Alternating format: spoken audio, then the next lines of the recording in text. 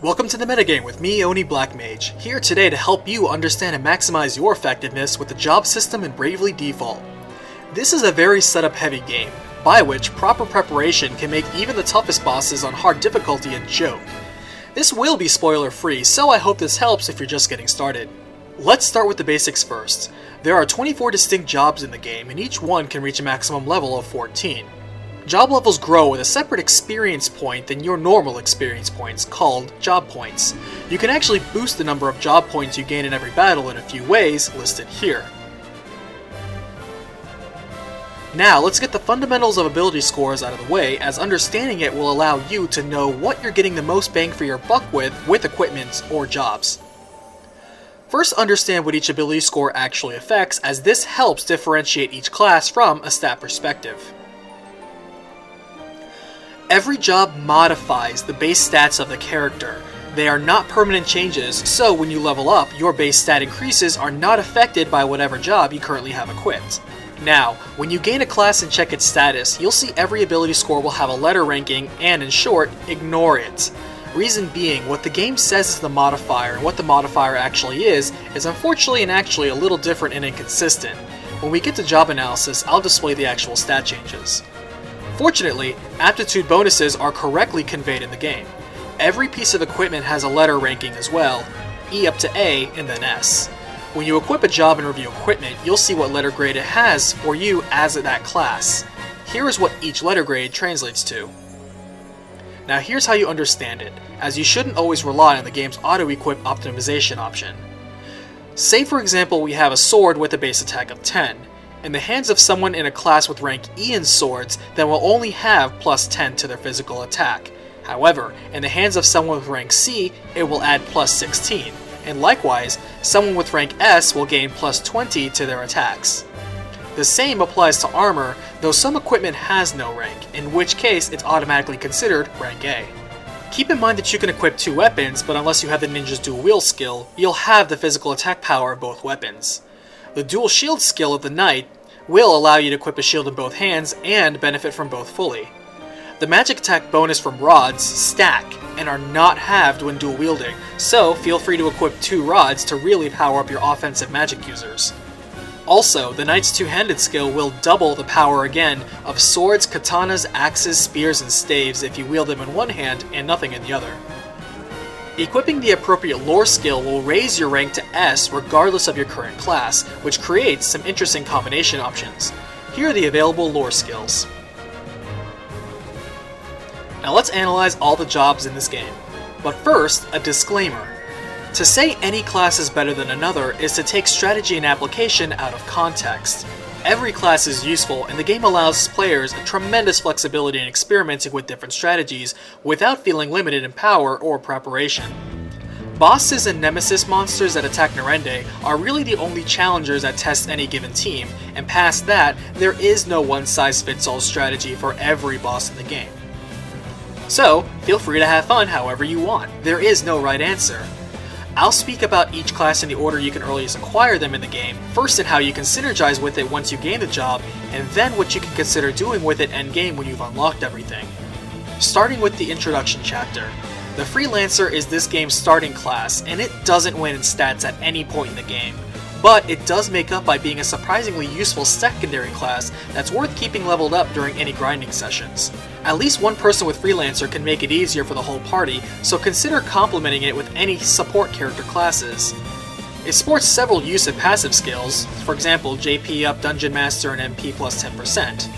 Prayer is a cheap long-lasting buff that really helps any gambling abilities of other classes, especially monks, thieves, time mages, and sword masters who have several chance-based abilities.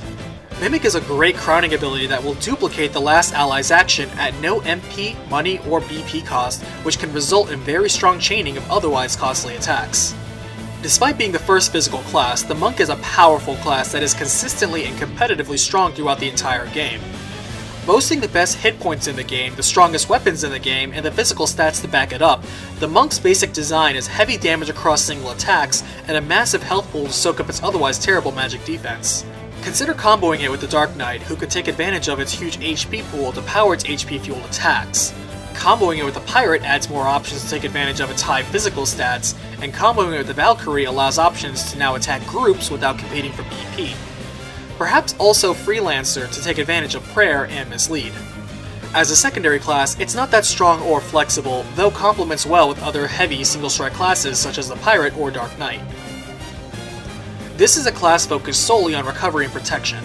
Its main options for attacking is the Wind line of spells, Holy, and damaging undead by healing them. As it's the only way to increase white magic and a suitable replacement won't come until late game, assigning someone as a support character is recommended by picking this up. Stat-wise, it excels at a large MP pool and magic defense. This isn't a late game class, but will definitely be seeing action frequently on the way there.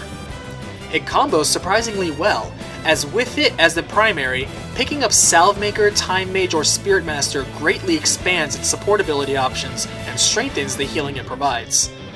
It's even better as a secondary class, as offensive mages and stronger support classes can balance their roles with white magic, and even physical tanks like Knight and Templar can improve their effectiveness with the protection and recovery abilities of the white mage.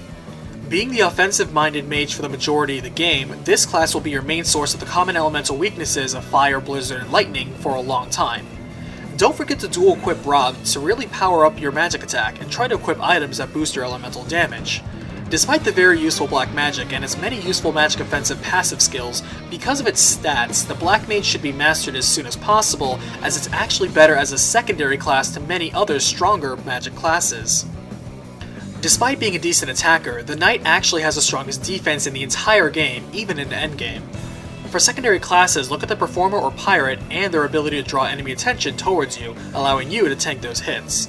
Or consider White Magic or Salvemaker to add support options for you and the team. Additionally, while the Templar is functionally different from the Knight, it has a few party-wide protections the Knight can take great use of. As a secondary class, the Knight is rather limited, as it's inherently the best physical tanker, and no other class can capitalize on its shield usage as well as it can. Don't forget, as a support skill, dipping into Knight to grab two-handed at level 2 is very smart for any attackers using swords, katanas, axes, spears, and staves. Now moving on to Chapter 1. This class focuses entirely on speed, as it sports the game's best dexterity and agility both. This means it attacks first and often with high hit counts. Though it's focused almost entirely on stealing abilities, it has the speed and accuracy to combo well with many other classes. If you want to make an offensive thief, know that it doesn't have the raw stats to support heavy single strikes as well as others, or the defensive powers to tank. Thus, consider capitalizing on its high hit count basic attack by comboing it with the Ranger to add tremendous damage with Slayer attacks. Also, the Ninja is excellent, offering an increase in the attack hit count and evasion opportunities to cover for poor defenses. The application of the Thief as a secondary class is fairly singular, since it essentially means stealing outside the Godspeed strike attack. Monks would likely benefit most from the skill set. Firstly, the game restriction is wrong. The More Money ability does not stack, and you only need one merchant to enjoy the party-wide effects. That being said, the merchant is all about earning even more money from your battles, and while in endgame, that's actually not very useful. But it's actually pretty useful early on, as if you're being consistent building Narende Village up, you will likely find you're building faster than you can afford the items you're unlocking. So this helps get you all those special items and components earlier. As a primary class, it shows poor stats and novelty attacks, though it's worth noting a Freelancer's Mimic is great as a secondary class, given how the mimicked action will not cost money. As a secondary class, it's decent, though timing becomes the main concern in order to utilize its support abilities well. The likely usage for this class, if at all, is building towards level 9, where you can then enjoy the More Money skill without having to actually be the class. The focus of this class is to add magic damage to physical attacks and be able to counter magic attacks with a variety of passive skills. In truth, this class is the first of the Jack-of-all-trades classes, and it's valuable mainly for its sword magic, which should be leveled up and passed on to other classes that can use it even better. Reason being, the class itself suffers rather low stats and no specializations. For secondary classes, the Spellfencer is a flexible jack-of-all-trades, able to do okay but not great in nearly any role, so play it per your tastes. However, as a secondary class, the Spellfencer is a superb choice for nearly every physical attacker, as not only can they now take advantage of elemental weaknesses, but the Drain Sword ability that returns damage inflicted as health back to you is a godsend to many classes, most notably the HP burning Dark Knight. This well-rounded mage is focused more on offense, but has a large repertoire of utility spells as well as unique offensive and defensive ones. It has the exact same stats as a black mage, but supports staves instead of rods like a white mage. Consider taking either white or black mage as a secondary class, as this class comes fairly early and is a decent transition for spellcasters, but keep in mind it will heal a little less than a white mage and needs rod lore if it wants to hit as hard as a black mage. Also, consider Freelancer and its prayer skill to make the best use of the mighty gravity spells. It's even better as a secondary class since the spell list is excellent, like the Quake series, Gravity series, Quick, Re-Raise, and Meteor. It complements any spellcaster. Its crowning ability, Hasten World, is a great skill, especially to equip on Valkyries, Spirit Masters, or Templars, who are the classes that mainly consume BP for their attacks. Now on to Chapter 2. This is the only bow-centric class, and sports mediocre stats, but don't be deceived. The basis of this entire class is dealing 50% more damage to enemies per their family type. As such, there's not much to be said as this class is okay as a primary class, but sees a lot of potential use as a secondary class, especially since bows are the second strongest weapon class. In short, rangers go well with everything.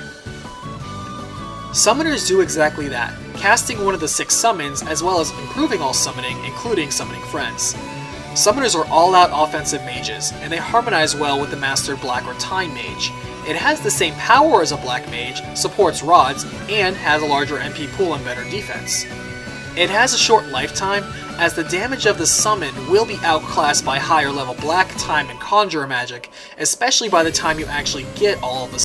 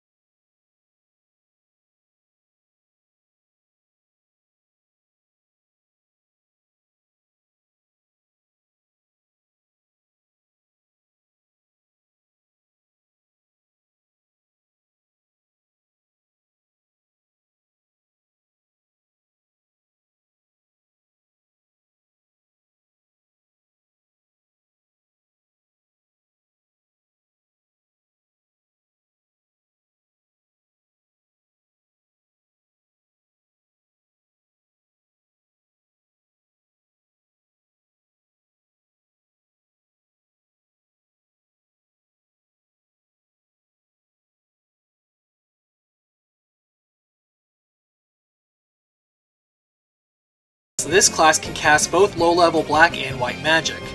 Like the Spellfencer, what makes this class dangerous is not its raw stats or special attacks. The red mage is very worth mastering quickly to take advantage of the many ways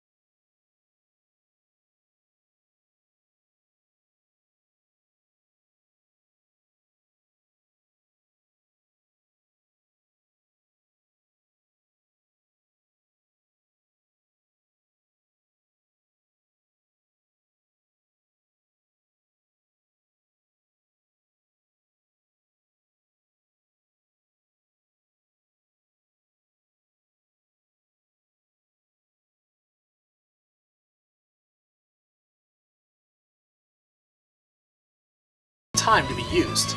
All of its abilities see a practical use, so combine it with another support class like White Mage or Time Mage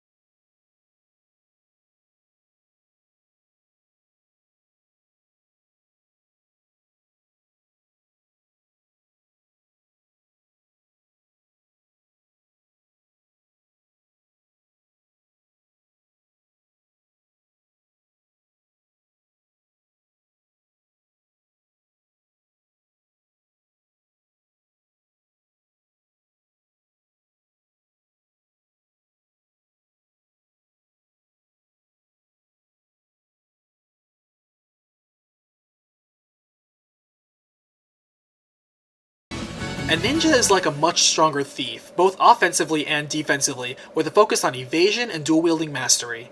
Being able to use two weapons to full effect makes ninjas very fast, hard-hitting, and hard-to-hit characters, serving multiple roles as a straight attacker, special attacker, or evasion tank. Because the ninja performs so well in many physical roles, it's really up to you what you want to combo it with. The thief and ranger go well with boosting the tremendous number of hits per attack the ninja can make, for example. The ninja is actually pretty unique because it's actually good for every single class in the game as a secondary class. Nearly every physical boss in the game can actually fall pretty easily to the ninja's evasion tactics. Also, consider the Swordmaster's multitask skill, as repeating attacks can result in another few dozen free strikes. Make sure to equip a Red Mage's turntables and take advantage of the extra BP. On to Chapter 4. As the second strongest offensive caster in terms of stats, the Arcanist is designed specifically to boost black magic and inflict status effects, though it's noticeably hamstringed when facing bosses that are usually immune to most of its abilities. Clearly, the Arcanist was meant to have black magic as its secondary class, and really that's the best choice. It actually combos pretty poorly with just about anything else, though hitting an ally equipped with the Red Mage's BP recovery skill and healing it is a rather handy trick for scoring BP fast, given how well this can inflict status effects. Certainly the best class when it comes to protection and recovery, with great stats and the highest magic defense in the game.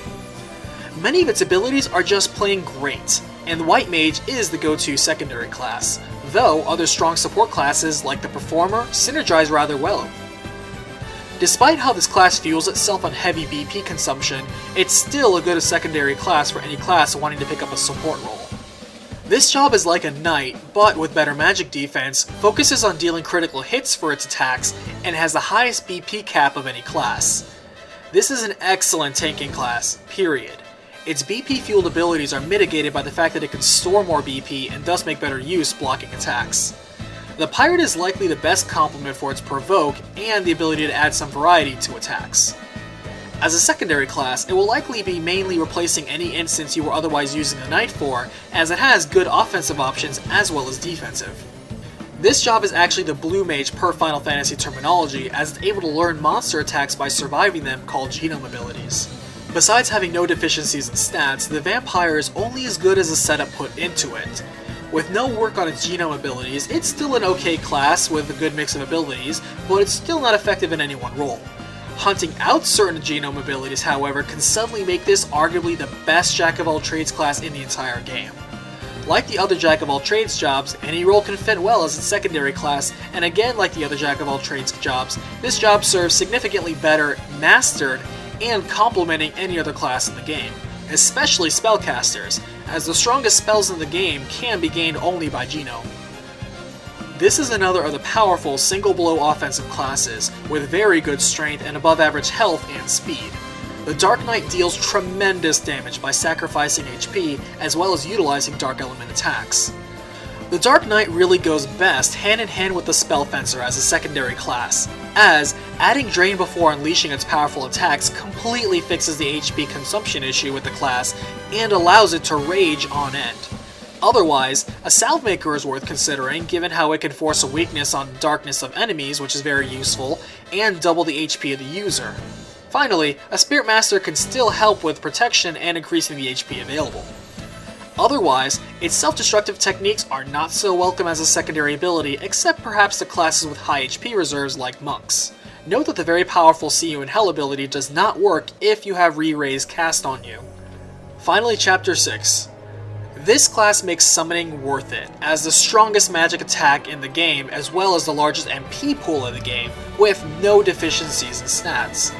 This class is the last obtainable class pretty much for a reason, as it's arguably the best all-around class in the game, especially for offensive magic users. Many of its skills are oriented towards support, endgame grinding, and waging super boss and nemesis fights, so use it accordingly. Likely, you'll be mastering it for usage of the many excellent support abilities it offers. Still, consider using it for your main offensive casting from any of the Black Mage, Time Mage, or Vampire in order to cater to its strengths. In short, you can see there's a tremendous depth to the amount of personally customizable teams and powerful combos in this well-designed game. That wraps up this job analysis guide. I hope it helped. Thanks for watching. If you have some super effective combos you've used, share them in the comments below. Then, subscribe and check out other videos I've done, including Bravely Default boiled down to just meaty story. Thanks for watching the metagame, and happy battling!